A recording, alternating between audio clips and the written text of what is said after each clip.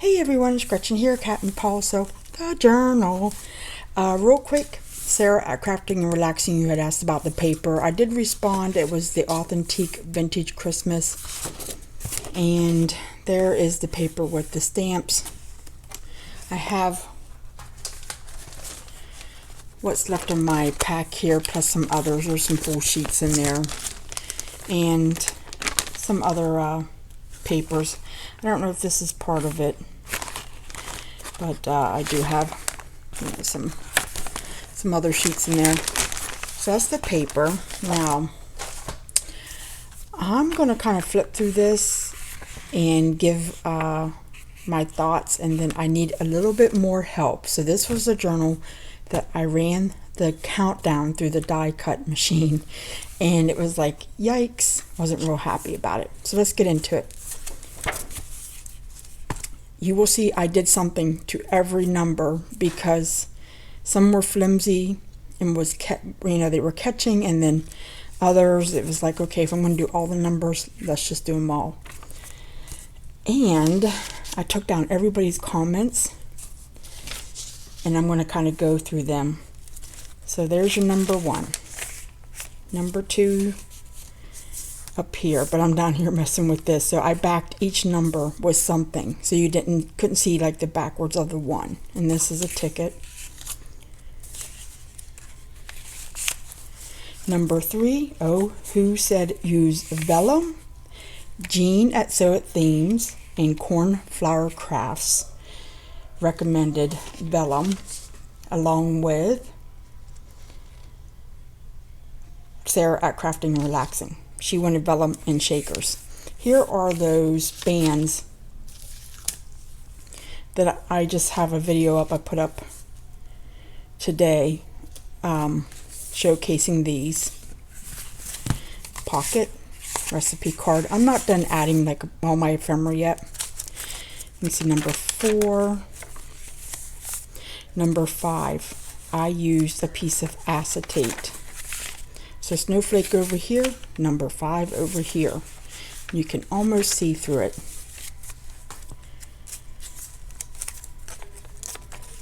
Some stitching because you can see where it came across on number 6. Number 7, I used that Scrabble page, that vintage page. And then I did use some, like embellishments. All right, here's number 8. Still looks like a peanut. I know, like, yeah, okay. But it is a shaker. I put green and silver sequins in it. They do shake. Without making everybody sick. Who wanted shaker pockets? Let's see. Just Judy Crafting and Caroline Krantz wanted shaker pockets, along with Judy at My Scrapbook Loft. And who else? Sarah at Crafting and Relaxing. She wanted to see a shaker as well. So I have another shaker coming up too. So I tagged it on the other side. Shaker on that side, tag on there. Okay, number 9. Got a little tricky. I sewed it so you can't physically put anything in there to mess up the number 9. And when I did that and I glued it down, I used my, what's that stuff called? Art glitter glue. And it really kind of came through the paper because I like started glue. I taped it down or something. I'm like, oh man, I forgot to put glue underneath the number 9. So like there, it would have lifted up. This kind of hides that. You can still see a little bit of the stitching coming through. And then I did take some of the cutouts and added them in because otherwise it looked kind of goofy without anything there. So pocket here. Number 10. And Monica DeGaldo said add cut numbers to the page. That's kind of what I did there. And I do it on a couple other ones too. Just covered it with the tag. Number 11 has that on that side. And then for those vellum shaker people, it's vellum. And I can't believe I found this. I know I have vellum somewhere in my stash, and I happened to look up and I'm like, that's a piece of vellum. Oh my goodness. So it's double-sided, so you can see through it. And the reason why I wanted to be able to see through it is because I like this pattern. And you can kind of see, but not. It's very faint. And there are reindeers in there. And I used to have them right here beside me. I picked these up at Target a couple years ago. Reindeer shaped glitter. You remember these? They had Christmas trees and the reindeer. I usually have to like put a rubber band around them because it doesn't secure well. So vellum and reindeer. Your inside pocket. Then we start coming on the other side with the 13. I know it's a little bit light, but it's there. This side got a little tag, a little Tim Holtz ephemera, and 14 got some of the authentic paper behind it. This got a big old tag from the authentic collection, along with 15 being behind it. Same thing here, kind of put a stitch down it, but there's your 16, and you can see where I glued in a number 6. So there you go, Monica. This is what was on it, and then I glued that in just because, again, I would have had to add that little oval there to make it look not so corny. Little Tim Holtz backed on some paper, and then some simple stories, and that hides our number 17, Santa's wish list, as we get closer to Christmas, and that hides number 18. And you can see there I took the little pieces out of the 18 and glued them in. So yeah, I kept running like numbers through the die cut machine. I think it was that side, but I liked to see the lines behind it. And then over here I did a little collaging, and that hides number 19. And you can see that's really light, those polka dots. So I added number 9 out of some paper and put it on there. You got the postcard with the train hiding number 20. And then over here, that's from, I picked this up at a Goodwill store. It's the paper chain. I had them right here beside me. If you watch that haul, Laura really liked the paper chain, but I cut it out and I made a belly band, and I just started stitching. And you know what? I said I'm going to stop. I think I had some malfunction with my sewing machine, and I put a Project Life card right there. Oh, and for Donna Wedsted, she said redo 2 of the pages, which I did. And this is the one I said I could salvage, so I just put some washi tape on there. It was just a really small tear. You can't even tell. And use the rest as tags. So I have it sitting here in my scrap. So that hides number 21. Okay, so we got a pocket here. And this is an envelope I made to hold all the fun stuff. See, I like to grab something and write with it. So I have some papers in there to write on. I have a little Santa in his buggy, and this paper came with a countdown, and it's just meant to like grab a sheet, write a list,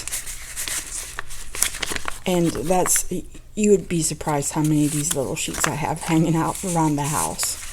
So I thought, well, why not make an envelope full of them? Decoupaged envelope with napkin. I velcroed it because at first it didn't want to lay straight, or not lay straight, it's crooked, but it didn't want to lay down. So hence the velcro. But as it has relaxed, it really has kind of flattened itself out. I did stitch around it, and then just folded it in a tri-fold and then glued down these ends. And this is actually using not your regular Mod Podge. This is using Martha's Decoupage glue and sealer that I got Tuesday morning, once upon a time. It's not so shiny. It has a little bit, not even, I would say it's a matte finish. Okie doke, so there's that one. Just tuck that back in there. Why is it giving me hassle? There we go. Okay, so here's another one of those bands that I just glued down. I really like this one. It's really cute. And then we have another sentiment card, and it's hiding number 22. Okay, so number 22. It's really light, but I kept it that way, and I thought, well, I'll just embellish around it, do a little bit of collaging, and that's what I did. I think there was a word there I did not like, so I covered it up. And because remember, this is like a Scrabble dictionary, so it gives you different, what's the word I'm looking for? Similar to the word, and the points with it. And then over here, I just stamped with the Christmas stamp, and I thought, oh, that's cool. I was actually trying it out to see how much ink I had to put on it, and I really liked it, so I kind of rolled with it and stuck it on there.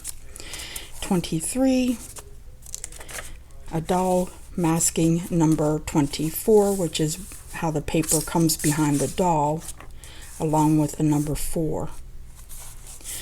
And we're back to Monica's idea. She wanted a paper clip for number 25. Okay, Monica, I don't have a paper clip. However, I do have this bobby pin looking thing that has 25. So all I did was clip it on there. And here's your number 25. I wanted to keep it very pretty, you know, like, oh wow, number 25. You can do a little bit of journaling. And then in here, I did tuck a card in an envelope. So that just goes in the pocket, just so it's there. Doesn't have to house that, could be something else. And then over here, I took a tag and added a bell to it. I think these came from Target, and I think they may have been gifted to me. My memory, you know, is not all that, so I try to remember things. And I try to keep the bell up there as well. That way it's not digging into the side of the journal.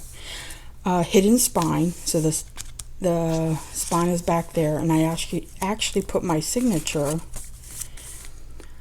Oh, okay, I'm confusing myself. It's a hidden spine. I put my knotting on the outside, so all you see is this. So it's actually behind there. My little yours truly with my signature. No strings coming through there. And so going through my list, everybody got what they wanted.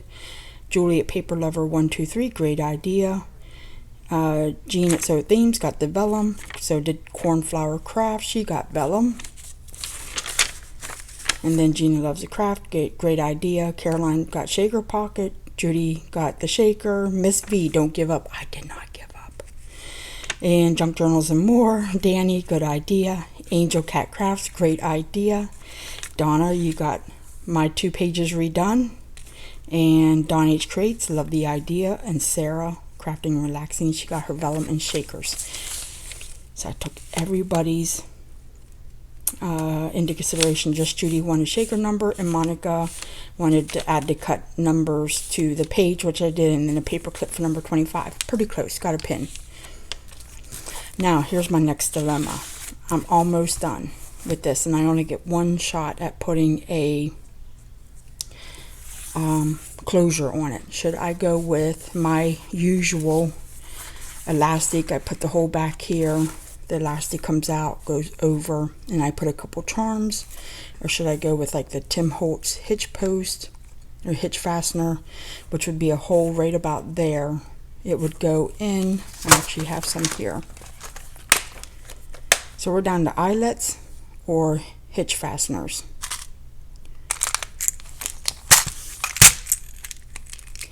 That's what I can't decide what kind of closure I want. So there's the hitch fastener. It would go like that. And either I would, well, here's option 3. Well, option 2 would be put the hitch post in, put a hole back here, bring around like the elastic and put it over the post, or put a hole here, put a hole here, and put some kind of ribbon in it, and then tie it. So it would be with a ribbon here. So 1, 2, or 3. 1 elastic, 2 fastener, 3 tie ribbon. Please let me know what you think I should do with it. And then after that, I'll just add some more ephemera. I might add a couple more of like these embellishments. I'm thinking maybe here would be cute, so a couple more of those. And I don't think I'm going to do any pockets in the front. I think that was my only dilemma I still have left on this journal, and then it is done. I told Mark, I said I'd put a lot of time into this, and he said, what are you going to do with it when you're done? I said, oh, we should have a bonfire and burn it. Just because. No, I think I'm going to put it up for sale on Etsy. I think that's what I'm going to do. Getting the yuckies off of that. Okay. So thank you, everyone. This has been a very suggestive type of journal, and I can't believe it is almost finished. All right. Take care. Thanks for watching.